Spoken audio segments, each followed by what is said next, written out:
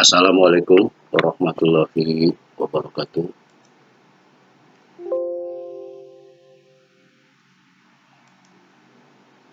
Oke, selamat bertemu kembali dalam materi kas kecil, di mana materi kali ini kita akan membahas mengenai pemeriksaan fisik saldo kas kecil.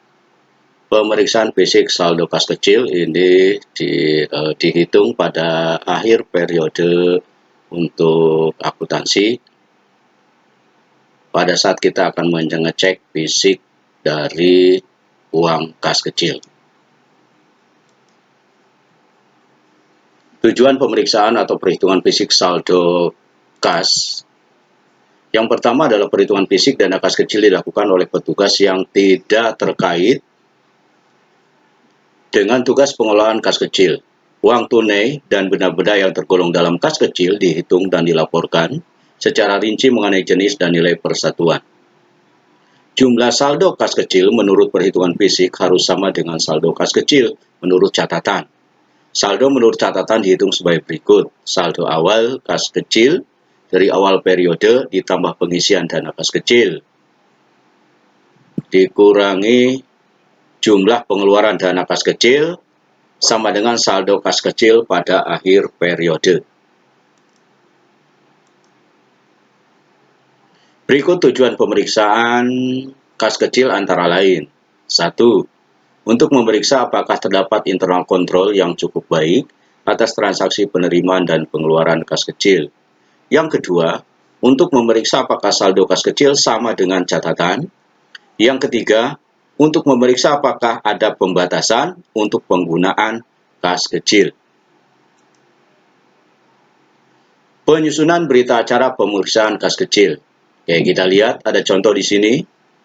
Nama perusahaan adalah UD Jaya Abadi di Jakarta. Berita acara perhitungan kas kecil kita ambil dari data tahun 2014, di mana kita hitung mulai catatan awal. Saldo awal ada 1.600.000, pengisian dana kas kecil 1.500.000, maka saldo kas kecil itu adalah 3.100.000. Tetapi pada saat dalam transaksi tersebut, dalam periode tersebut, telah dikeluarkan sebesar 1.350.000. Maka saldo kas kecil adalah 1.750.000.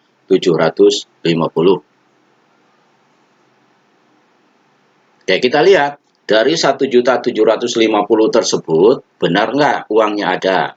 Kita lihat, ini ada 100 ribuan, 50.000, 20.000, 10.000, 5.000, dan 1.000, masing-masing dihitung. 100.000 ada 3 lembar, 50.000 ada 6 lembar, 20.000 9 lembar, 10.000 ada 42 lembar, 5.000 ada 59 lembar, dan Rp1.000 ada 33 lembar. Jumlah uang kertas di total 1.528.000. Sedangkan uang logam, kita lihat ada berapa keping. Dari 1.000, 500, 200, dan 100 ini kita hitung.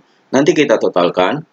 Totalnya berapa? Nanti hasilnya harus sama dengan jumlah dana kas kecil. Nah, kalau pada posisi ini berarti catatan dan fisik jumlahnya sama. Maka tidak ada kesalahan dalam perhitungan dan pembukuan kas kecil.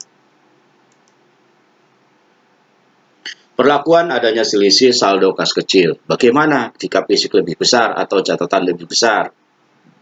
Jika kas menurut perhitungan fisik lebih besar daripada kas menurut catatan, disebut selisih kas lebih. Jika sebaliknya disebut selisih kas kurang. Selisih kas lebih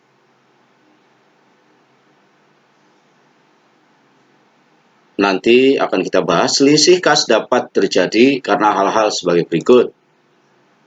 Jumlah yang diterima atau yang dikeluarkan lebih besar atau lebih kecil daripada jumlah yang seharusnya dicatat, karena terjadinya uang pecahan kecil.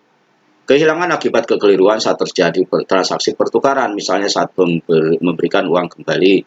Kesalahan pencatatan dalam jurnal, sebab-sebab lain yang sama sekali tidak diketahui.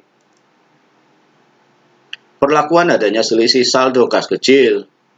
Pada akhir periode pencatatan, selisih kas lebih dianggap sebagai pendapatan, dan selisih kas kurang dianggap sebagai kerugian atau beban.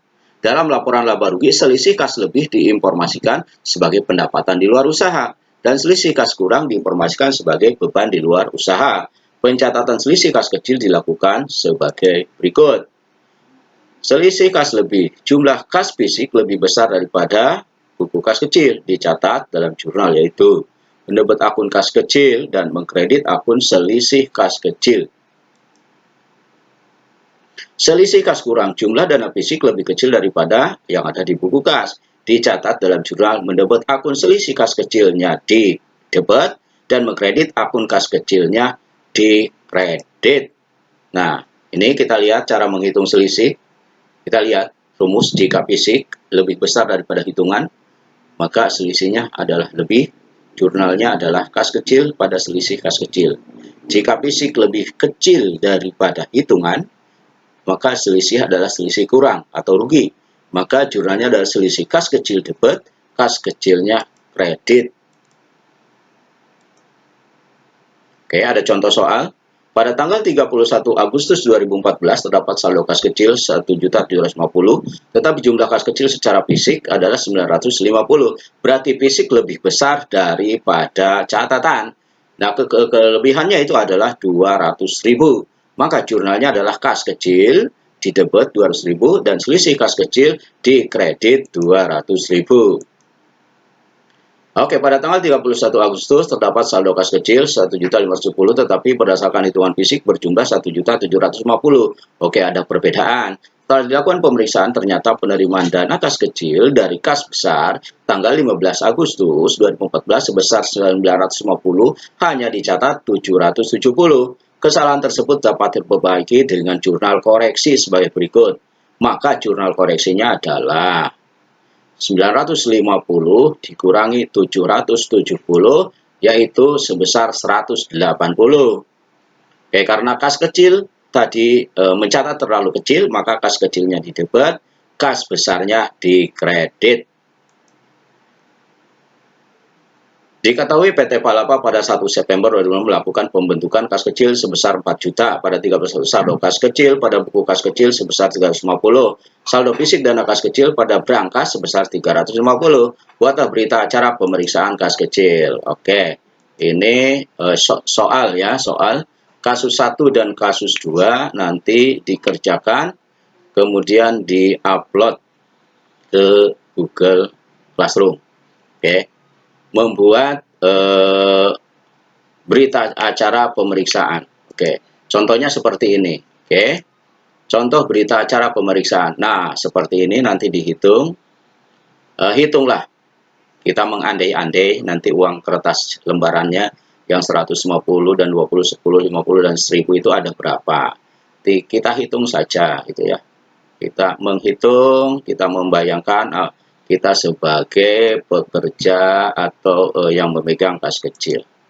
Oke ya, materi kali ini sekian. Terima kasih. Wassalamualaikum warahmatullahi wabarakatuh.